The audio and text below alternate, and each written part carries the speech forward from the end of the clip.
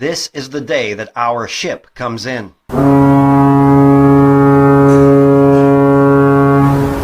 It's not every day that a warship pulls up in front of your house, but this is no normal day, and the Thorndike is no normal I'm the guy house. on the left. The gentleman wearing the sealskin vest is my Lieutenant Governor, the Honourable John Crosbie. Last year, John and Jane Crosbie spent an evening with us Today, at the Mr. Thorndike. Crosbie shows up with this ship and invites me and my beautiful sweetheart Colleen on board for a ceremony this afternoon. How cool is that? In the year I was born, in 1965, we, the middle class, were doing pretty good. The 90%, that's the bottom 90% wage earners, we earned 65% of the income gains in the U.S. We can take 18 people. Whoa. Perfect.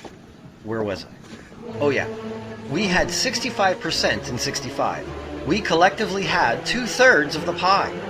In 2011, our share of that piece of the pie was only 11%. Over the very short span of my lifetime, we have lost 88% of the piece of the pie that we had in the year I was born. North Americans have to buy their food to survive. We have to pay for shelter and all kinds of basic needs, and it takes a lot of money to feed, clothe, and shelter all 315 million of the middle class. We need a certain size piece of the pie just to survive. You don't go from owning 65% of your society to below 50%, down to 30%, and then all the way down to 10%, and expect it to stop without changing our behavior. 7, kaboom! We don't know where it's going to blow. Without doubt, without change, we will keep having less and less. We have no idea how low we can go before she blows up. But she will, and that's our economy we're talking about. Every dollar your grandfather spent in 1965, money went rippling through society. 65% of that dollar stayed within the middle class. Only 35 cents out of every dollar went to the 10%. Now, given the wealthy, 35 cents of every dollar we spend is sustainable. Today, when you and I spend a dollar, 90 cents goes directly to the 10%. Giving the wealthy 90 cents out of every dollar we spend is not sustainable. This means that for every $20,000 earned in North America, your employer might as well write you a check, the guy who did all the work, for $2,000, and then write the check to the 10% for $18,000 because you're going to give it to him anyway.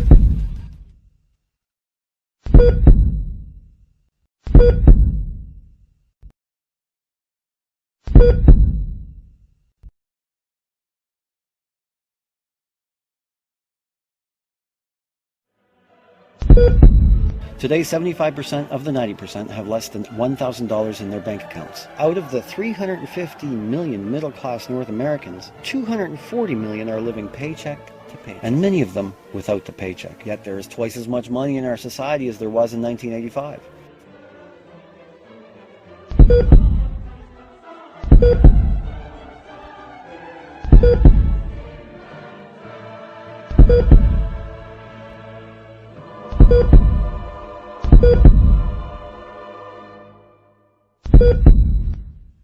If we lived in an equal prosperity society, a place where all citizens benefited equally, instead of less than $1,000 in everybody's bank account, would have another $167,000 for each man, woman, and each child too, believe it or not. Every family of 4 would have $668,000 more dollars, and the 1% would still be the 1%. Imagine that.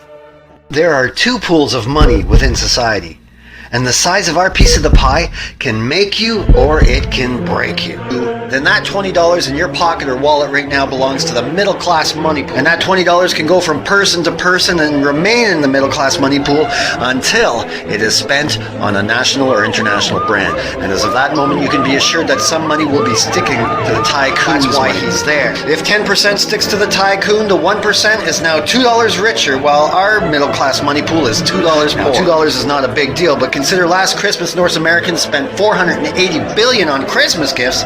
That would mean another $48 billion went straight into the tycoon's money. At that point, it's the tycoon's discretion whether any of that money returns to our money pool or it's gone forever. There are 50 malls being constructed in India and Asia for every 1 new mall in North America. So if the 1% have all the money, which they do, we know where they're spending it. We must consider that when we spend money on big business, on a publicly recognized logo or brand, assume that they are very wealthy, and after you hand over your money for that money won't be returning to our money pool again because it's gone. Each time we purchase a recognizable brand, we are collectively poor and the 1% has more. That is the rich getting richer. The consumer support of big business and the logo is the root of our economic problem. It is the root of the economic problems for the entire developed world. This is evacuation number 1. We are evacuating our middle class money. We're in an evacuation. We're not in a recession. If we all give our money to a small group of people, We create the super rich few and the super poor many. We have a giant evacuation of our middle class money pool, and it's to the wealthy. We are over supporting brands. Brand support is killing society. Evacuation number 1 is to the 1%, to the logo. When we support brands, we support the rich, and when the rich are getting richer,